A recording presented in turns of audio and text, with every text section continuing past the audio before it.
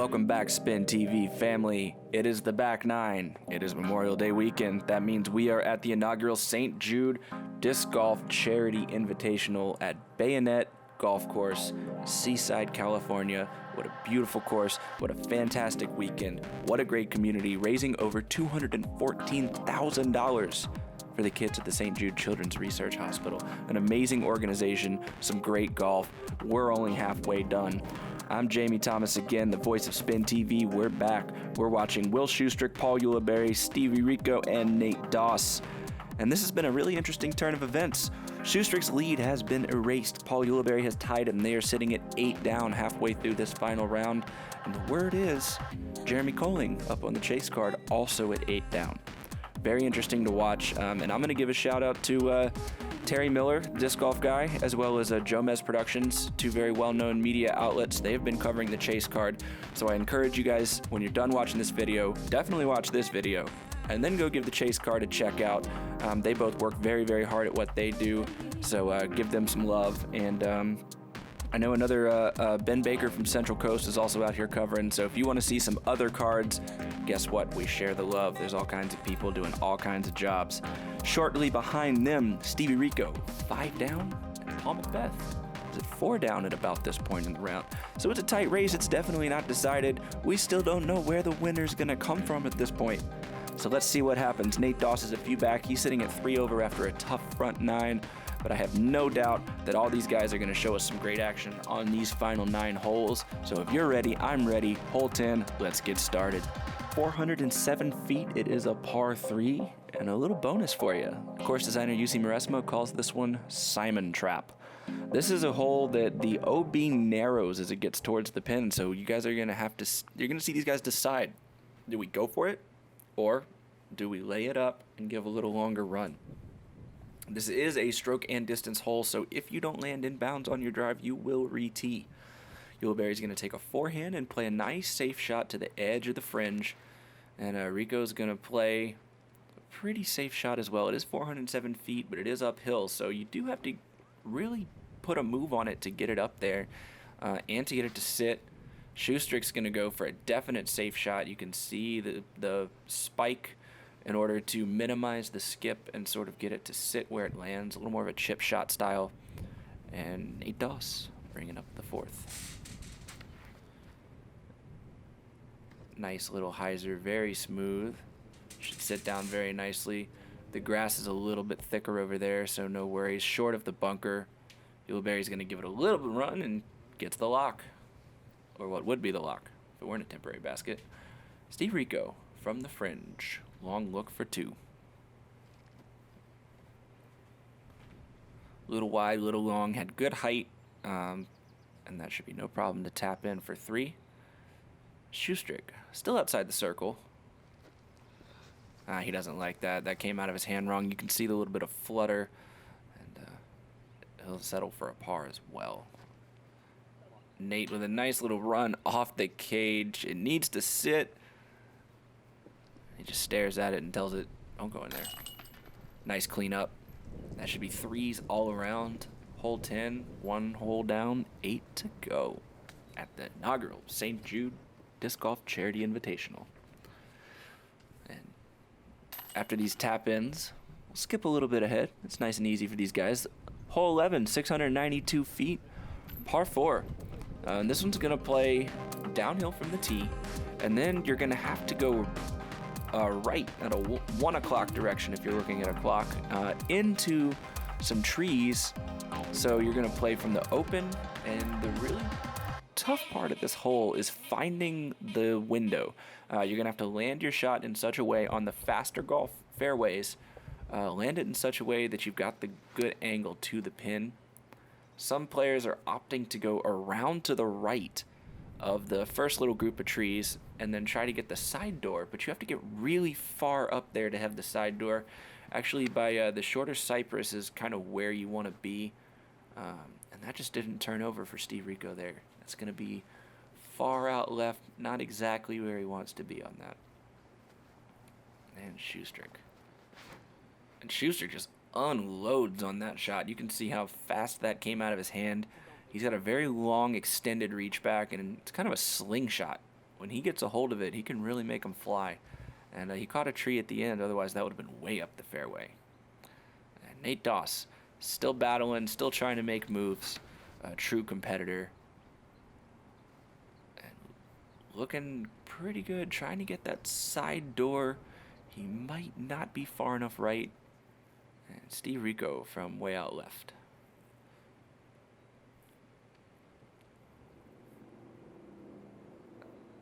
And that is textbook right there. Beautiful low line hyzer, plays the skip on the hard packed ground, and he's going to have a look at a birdie, even though he was by far the furthest from the pin off the tee. Great little up for Ulibarri. And Nate has to choose right here. He can go up the short gap, which is kind of tough from his angle, or he can take the wide hyzer, trying to play the height to get the angle, and he just catches the tree. Kind of the story of his round so far. And Schusterick is the closest to the pin, but in the toughest position. As you can see, he didn't pick the right side or the left side window, so he's got a tough upshot, and that forehand just doesn't pan out in time, and he's going to have a really long look for birdie.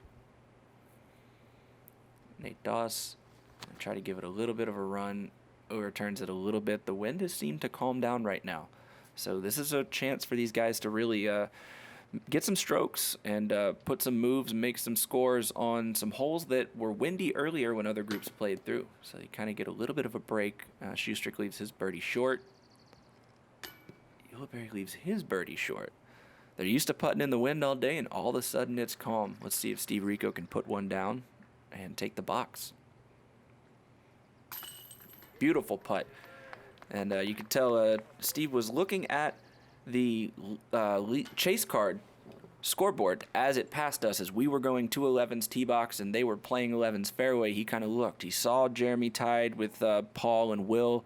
He saw MCBETH was at 4, and he actually looked at us and he said, he's letting us off the hook, speaking about MCBETH.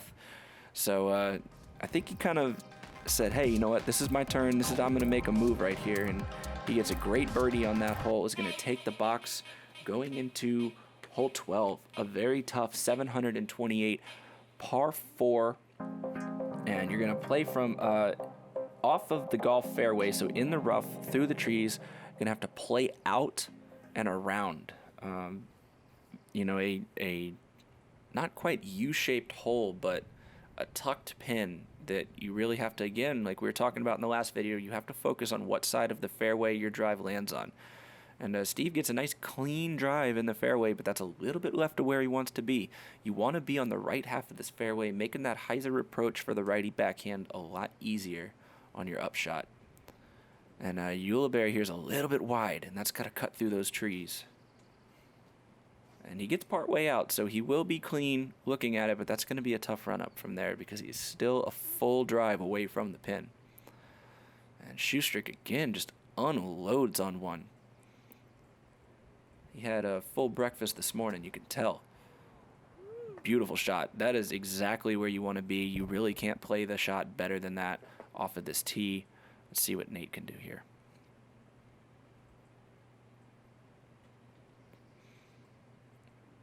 And looking solid. He's going to be on the left side of that fairway, a little further up than Steve, but that's not a bad shot. It's not ideal, but it could easily be out of bounds in the wrong wind with the wrong skip. And Paul Ulibarri. Tough run up, and that's too far inside. That needs to slow down quickly. And you can see the skip over the path. He's going to be out of bounds, well short of the pin. Steve Rico with an opportunity here.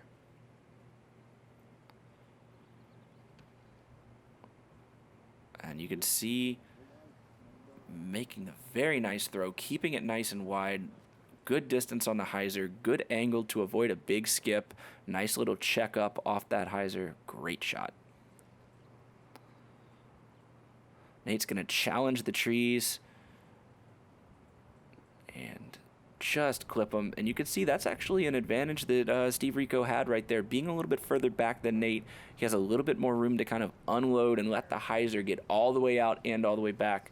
When Nate's a little bit closer on the angle to the tree, you have to throw a little bit more of a spike in order to get it to this pin, which you can see is very close to the out of bounds, and he just wasn't able to do it. Ulibarri takes his mark and is going to run one. That should be no problem. And Will Schusterick for 3. Easy birdie. No problem. Moving on. These guys right here should have no problem. None of these guys are outside of 15 feet. This is routine on hole 12. And overall, you can see, oh, wow. And you can see just maybe the downhill got to him. Maybe he just didn't take his time quite as much. But in a tight race, tied for the lead, and you definitely don't want to give up those strokes. And you can see he knows it, puts his hands on his hips, and give himself a little pep talk and get back in this very shortly. Stevie Rico with an easy 3, played that hole very well. And moving on to hole 13.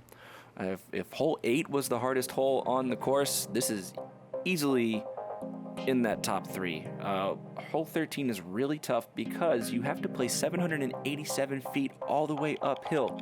You're playing uphill, and look what the course designer did here. He's going to put the tee and put a tree right in front of it. So if you want to get that height to maximize that distance throwing uphill, you're not going to be able to do it. We did see one shot in practice throw a roller over the left side of the tree. Big sky roller, and that was fun, but in this wind you can see it's kind of whipping left to right a little bit on that flag on top of the basket. It's not quite reliable, so you got to take the lower line and get over the hill, throw that window. Great shot.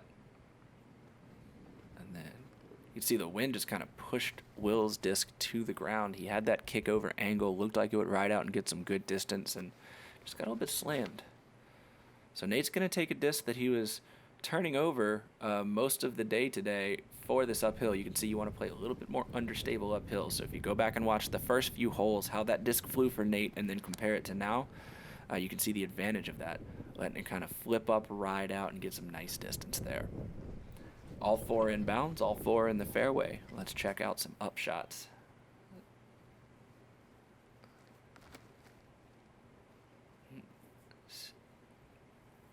Steve kind of looked like his foot got stuck on that follow through there. It looked a little bit awkward. He had a little bit too much angle on it, and he's definitely short of the pin. Ulibarri is going for it right here. This is another protected pin. You've got to really pay attention to where that disc lands. With that bunker and that OB tucked, and Ulibarri's going to skip out pretty far left on that one. Will Schusterick in the lead, but not by much. And you can see he's trying to play that slight anti-angle to avoid the skip and just let it unwind nicely on the grass, but the right edge caught some turf and skidded out. And here's Nate Doss. Great shot. Best shot he's thrown today, I think, and a nice opportunity for a 3.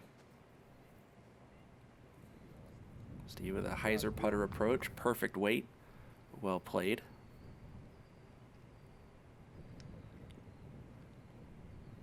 Will Schusterick putting it into a right to left.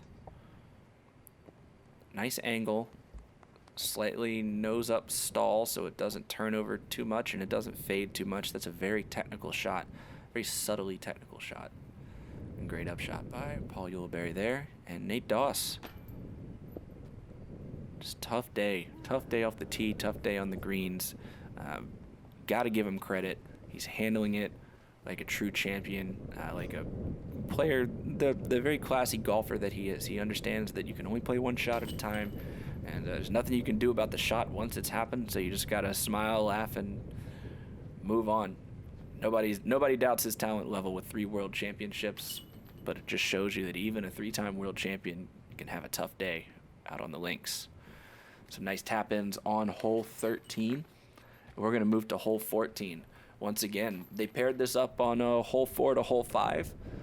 Hole 13 to hole 14. You're going to go from a tough, really long hole to an easily reachable hole where you have to turn and go from full power to a lot of finesse. You really want to get this hole. It's under 300 feet, sitting just under at 299. The big clover OB bunkers protecting the green right there, and kind of over the berm into the back you can slide out. It's not OB behind the pin, but it's easy to go back there and have a bad death putt. Steve Rico opts for the spike look in order to play more of what I liken to a golf chip shot, kind of control the landing and not have the disc go too far past the spot that it hits. Schusterick's going to do the same thing, but that's sawed off. That's too far inside. And you can see the sand splash up there. He's not excited about that. He's got some people on his heels. And Nate's going to take a straight on. That looks like a TI Challenger he's throwing. Straight on, just great line, just a little bit too much weight. You can see, again, trying to get that hyzer finish in that crosswind when it's pushing out against it. Just kind of keeps your disc in the air, and he doesn't get the fade. Ulibarri opting for the spike line, and same thing happens to him. Throws a little far. He laughs it off.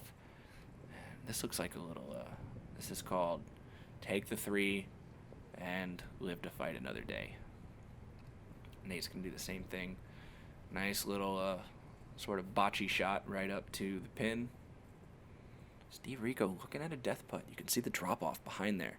But he wants that stroke on Will Schusterick. He putts confidently, and he's ready to play. Will Schusterick for 3P.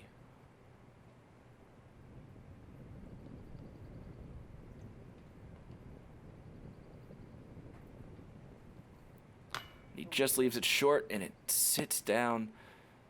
And guess what, ladies and gentlemen, with Will, it's going to take a 4. Steve Rico is going to take a 2, and that's going to tie them up. They're now going to be at 8 apiece, and they know that Jeremy KOLING is right there with them. They don't know what's happening to him right now, but on the lead card, we've got a tie.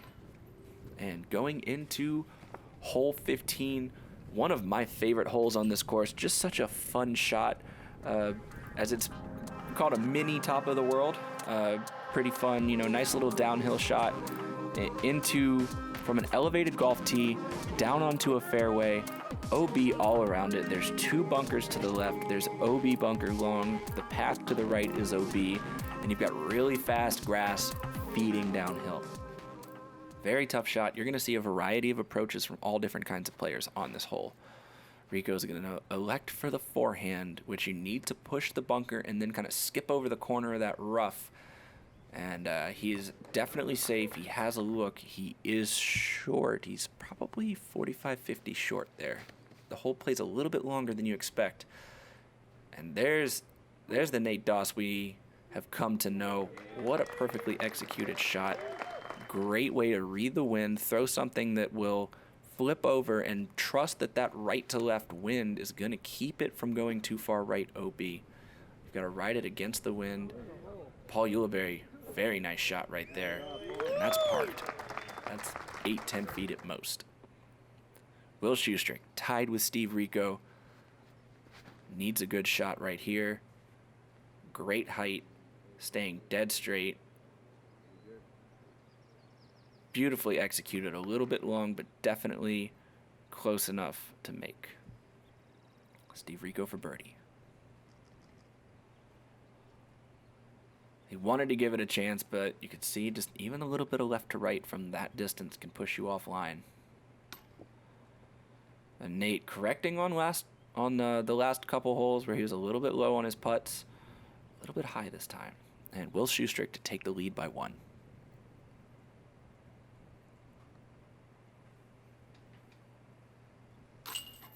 Perfect. Center pole, no problem. Nice birdie. You can see him watching. And he says, game on. Let's play. 1 stroke, 3 to play, and 17 and 18 are not easy by any stretch. So we're not done. Even though there's a 1-stroke lead, forget about it. Easy to make up. St. Jude, Disc Golf, Charity Invitational, Ed Hedrick course. This thing's a beast. Let's move on to hole 16 as Nate cleans up for his 3. Hole 16, 459 feet, par 3. This is a little closer to what typical Monterey golf looks like. You're playing on a little bit of a rougher turf. We're off to the side of the golf course in the rough here. And you've got some shrubs and bushes that are you have to make sure that your disc gets high enough in the air to get that distance. You can see the pin straight ahead. There's 2 routes the pros like to take here. One like Ulibarri's doing, which is far outside of the big tree. But he just doesn't make it, and he's going to be stuck behind that debris pile. And that's the worst place that you could be on this fairway. It makes for a really tough upshot, even though the green itself is open. So if the pros can get past the tree, they have a good look to get for a 2. Schusterick saws that one off, and he knows it. He does not like that. And he's giving Steve Rico a chance right here. Steve Rico, it looks like he's lining up to go straight at it. Looks like he wants to go inside the tree, straight at it. Maybe not, pulls it a little bit and just catches the end of that. If he misses that tree, he's up inside the circle for sure. And Nate Doss with an opportunity to show some birdie looks here. Now he's played it perfectly wide. That's exactly where you want to be. He's a little bit low in order to get, if he wants to get to the pin, that line in a little bit more height is perfect. But he definitely has the best and cleanest upshot of all. And Paul Ulibarri doing nice work on a very technical shot there in the wind. Schusterick on a knee from under the tree. He really just needs a par. After Steve Rico kicked that tree, he doesn't need this. But Stevie does. And he looks like he's going for it. Under the tree, absolutely no fear. Giving it a run. Great run, a little bit short. Should be no problem to clean up for par. Nate Doss is all over the cage. And you've got to give him credit. As tough as a round he's had, he's absolutely been battling, and he refuses to quit. Now, I caught up with him after the round on Sunday, and I had a sneaky suspicion that it was when his wife, Valerie Jenkins in disc golf, Doss in real life, won in a playoff on, I believe, the third hole. Fantastic battle between her, Paige Pierce, and Katrina Allen, and the husbands, Paul Ulibarri and Nate Doss, battling out on the men's card, and Val had to come over and give him some mojo because he starts playing really well in these last few holes. So let's see what he can do coming up on these last couple. 17 and 18. 2 par 4s to finish, 2 monsters. This one is incredibly tough. The way the wind comes down the golf fairway, it just whips through on a headwind, and it makes it very, very difficult. You've got to throw a big anti-flex and get it around the corner on this hole. 837 feet to the pin. Paul Ulibarri on the tee. And that's a little bit low. You can see it's going to burn out a little bit on the grass. It gets up to the golf tees for the 18th golf hole, excuse me. And Schusterick throws a really nice shot here. You can see the nice anti-angle on that disc riding out. And that is a monster shot on this hole. That is exactly where you want to play it. Steve Rico needs to respond. He gets it over. Very nice. And the ease of which these guys are throwing these tee shots right now really belies the difficulty of this hole. Here's Nate Doss, another great shot. If you get that too far over, because when you turn that corner like they're doing and it coming towards the cameras you see right now, there's a headwind that's going to continue to flip your disc, and I've seen a lot of people this weekend go out of bounds to the right. And you can see right there, Paul Ulibarri, it's a great example of what can happen. You can see the Innova flag way in the background just whipping to the right. It's a very tough hole. You have to be able to play the wind just perfect. Rico's a little bit high here. You can see the basket is up on a hill. There's a bunker down to the right which does play OB. And he's going to be far outside the circle left. He definitely needed to get it a little bit closer there to try to steal this stroke from Schusterick, who's sitting beautifully. And Nate Doss working new mojo. And that is probably the best shot I have seen all day. You can see course designer Jussi Meresmaa in the background. He loves it. Fantastic shot. And he's looking at a 3 on 17, which I can't remember if I've even seen one all weekend. And Schusterick's going to play long and safe over the bunker. He just needs a 4 right here with Steve Rico far out to the left. Ulibarri after his mark. Needs to get up. Perfect. Great shot just over the bunker. Plays it nicely. Easy tap in.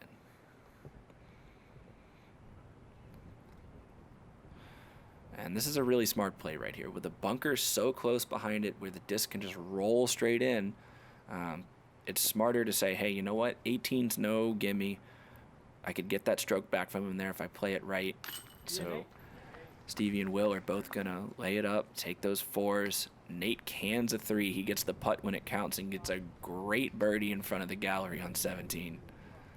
Fantastic. And we're going to go to hole 18 after some tap-ins with one stroke. It's not over. This is Will Schusterick's no stranger to battling down to the wire. We talked about USDGC before, where he's won 3 times. That's another course in this similar style where the last 2 holes are very tough and big swings can happen. You're not cakewalking it in there to end it. You've got to battle until the last putt drops, and we're going to do it. Hole 18, 814 feet, par 4, OB to the right, cart path on and beyond, 3 bunkers guarding the green here, and a big tree. This is tough. And again, these guys are going to have to play an anti-flex shot into an unfavorable wind for the righty backhand. And Nate is taking the short corner here. What you can do, if you notice from the map of the hole, you can play the short corner to the rough on the right side of the golf fairway and try to chip it off and get the hyzer all the way to the pin. That's the super aggressive line. And Schusterick's playing a little safe, but that was a bomb. That's one of the furthest drives that we saw all weekend on this hole. A real mash up there, and that's going to make it really hard for Rico. And he's going to opt for what Nate did. He's going to try to take the short corner after seeing how far up the fairway Schusterick got. He knows he has to make a big move right here. Paul Ulibarri gets a nice hold of it there. Great shot. Very nice. And you can see how far Will is up the fairway. He's got the adrenaline flowing. He's trying to take this thing down. Nate Doss going for the hyzer over the corner. You can see the danger. There's trees, there's flags, there's a curb on the cart path. Very nice shot. And that gives you a great idea of how long this hole is in the wind and how, in order to get your disc there, it's really tough.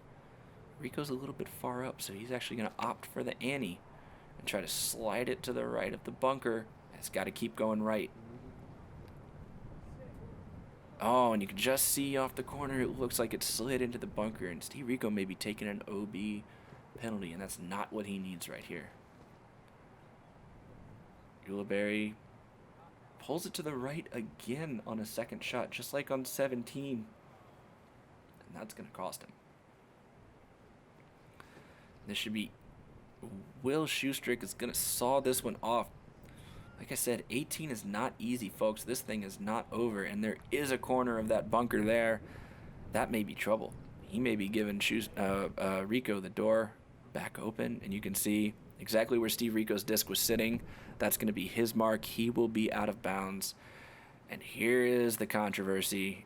If you haven't seen it already, been posted all over social media, here's what happened. What they're trying to figure out is the line of the out of bounds. You know, a lot of people have different opinions on whether this is safe or whether this is OB. This is a very, very tough call, because what they're trying to figure out is the grass line where the roots of the blades of grass are. Is that the line? Or because it goes straight down, is the lip of the bunker, the inner part of the lip, is that OB? So let's listen in. You know, because like this is dirt, and then you can see the line of the sand there. See the line, but I'm talking about. I think it's out. Yeah. So you say inbounds? I say inbounds. Okay, let's do it. He's underneath the grass. The line goes straight down, correct? Who else is in the group? Will? The line goes straight down. Yeah, I think that I'm touching grass. Yeah, yeah. I know It's obviously. I think there's grass right here. Straight down. See this? I think at this point, I mean, it's so close. The benefit's got to go to the player. I agree. Okay. I mean, I hate to say it, but it's so close, we can't. It's got to go to the player. There's grass. He waits as they decide his fate. Straight down from that grass. You're safe. There's a piece of grass.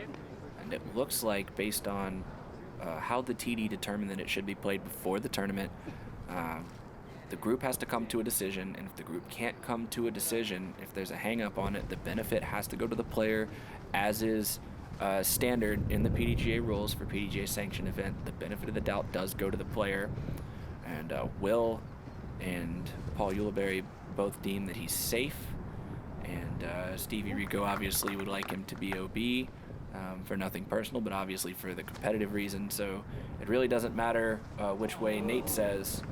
because even in a tie, he's going to get the benefit. So Will Schusterick is inbounds and should be laying up and should take this one home, pending any no craziness from the chase card.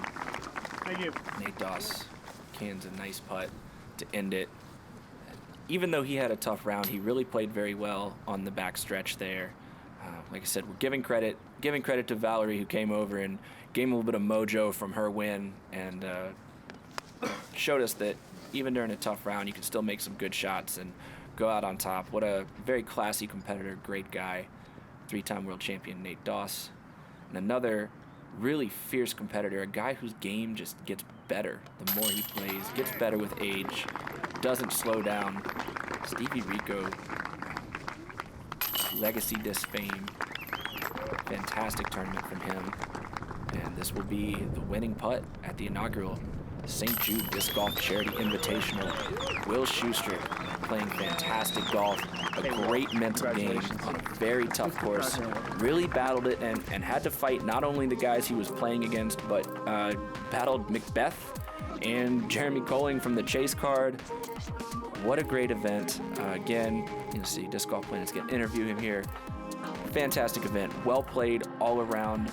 Very proud to have been a part. I'm very proud for the disc golf community as a whole. Coming together, seeing some awesome golf, really getting to play on a beautiful course, an amazing designed disc golf track. Very tough, very challenging, but biggest thing is over $200,000 raised for the kids at the St. Jude Charity Research Hospital. What an amazing event. It really shows the true colors of the disc golf community, and I've never been more proud to say that I'm a part of that community, and I know all you guys out there watching SpinTV are too. So please, if you didn't get a chance to be involved this year, we're going to try to run this event in the future. I don't want to speak for any of the organizers, but with the hard work they did and with the amount of money we raised in that time, there's no way we can't do more. So with a very proud heart and just a great sense of pride in this community, this is Jamie Thomas signing off. You guys have a wonderful Memorial Day. Thank you to all who have served our country in the past and in the present and going on into the future. To everybody all around the world, thanks for tuning in. We'll see you guys next time.